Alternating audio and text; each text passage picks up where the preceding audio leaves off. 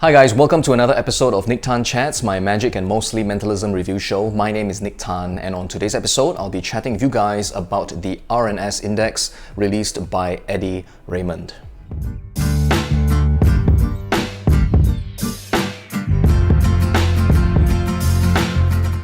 So hi again guys, welcome back to the channel. Thanks for showing up, thanks for tuning in, and thanks for spending some time with me today. So on today's episode, I'll be doing a really quick one just to tell you guys about something that is released by Raymond, something that he calls the R&S Index. So normally I think, if you are like me, we tend to watch magic review shows before we buy products, right? Because we want to reduce the risk, the risk factor on our part, right? Because we want to know as much about the product before we actually spend our hard-earned cash on it. But today's product that I'll be talking about carries zero risk for you.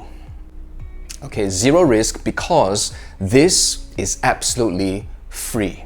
That's right, this is absolutely free. This is something that Eddie has actually given to the magic community, right, as a little gift, I suppose. And it's quite a timely gift as well, because Christmas is around the corner. So if you'd like to find out exactly, what is the R&S Index all about, exactly how it works, the design of it as well, please click the link, all right, in the description box down below. Over there, Eddie has actually, shot a really quick video to highlight, what the product is all about. Okay, so have a look at the video, and it should be enough to get you started. All right. If it's not enough, all right, if you need more information, you can contact Raymond.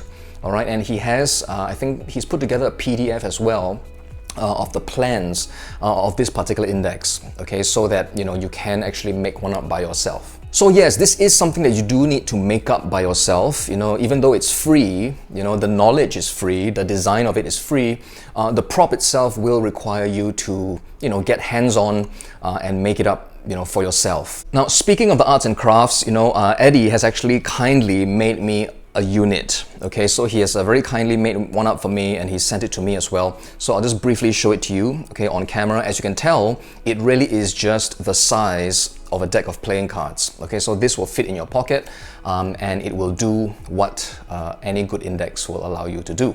So what is an index? I think I've done a previous review on another really, shall we say controversial index as well, called decks. Okay, so an index is essentially a kind of utility device, that you can carry with you, which will give you access to any playing card that the spectator names. Okay, so it can be done openly, as a kind of effect by itself, depending on the routine you're performing, or it can be used, in a more subtle way, all right, just to give you secret access, to a particular playing card. And of course, the debate goes on, right, about which is the best index, which is the fastest, which is the smallest, which is the easiest to learn, easiest to use. I am of the opinion that kind of like a mem deck, I often get this question, right, which is the best mem deck to use? I think it kind of boils down to personal preference, and it's really just about picking one, sticking with it, actually learning it, practicing it, getting good with it.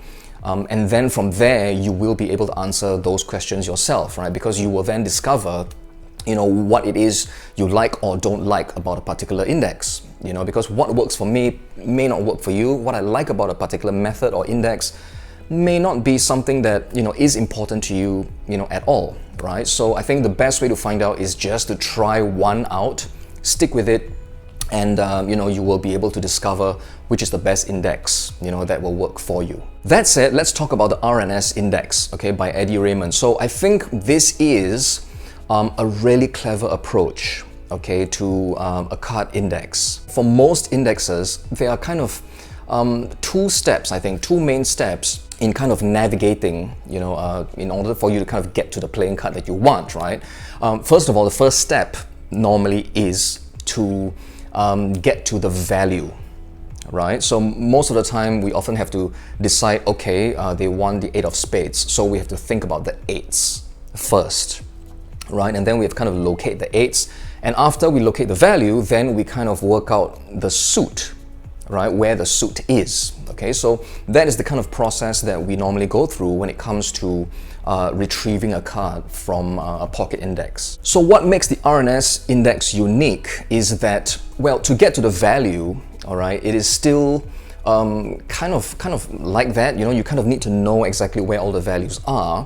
However, when it comes to getting the suit, all right, the particular suit of the value, clubs, hearts, spades, diamonds, that part is really sped up, I think. It's cut down by quite a bit, because Eddie has applied the R&S kind of method, okay, to a card index. Now, this is something that I've not seen before, and it's quite clever, I think, the way it's applied. So if you're talking about speed, okay, when it comes to indexes, right, the R&S index is really quite fast. Okay, I think once you have become familiar with where the values are, all right, in the index, then getting the suits will be really easy, really fast. Okay, so if you're talking about speed, I think, yeah, the R&S index is really fast. You should be able to get to any named card in, some of them can probably be got to at like, I don't know, 2 seconds, but you probably can get to any playing card in under 5 seconds, okay? And you will get better, of course, as you become more and more familiar with the index. If you're talking about the size of the index, okay, as you saw earlier, okay, it really is just the size of a deck of cards.